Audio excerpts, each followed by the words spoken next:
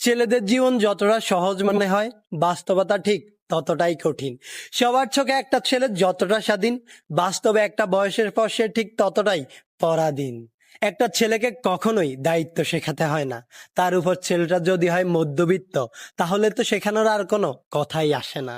বাবার পরে যখন সংসারের হালটা ধরতে হয়, তখনই দায়িত্ব নামক শব্দটা আপনা আপনি তার মাথার মধ্যে ঢুকে যায়। আর তখনই সবচাইতে চঞ্চল ছেলেটাও একেবারে শান্ত হয়ে যায়। যেই ছেলেটাকে মা বাবার কাছে আবদার করত, সেই ছেলেটাই আজ সবার আবদার পূরণ করতে শিরোধার্য।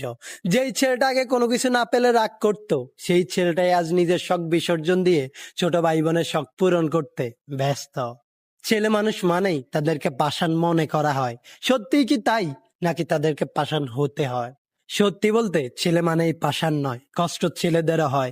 একটা মেয়ে চাইলে কান্না করে তার মনের কষ্টগুলো সবাইকে বলতে পারে, কিন্তু একটা ছেলে চাইলেই তা করতে পারে না।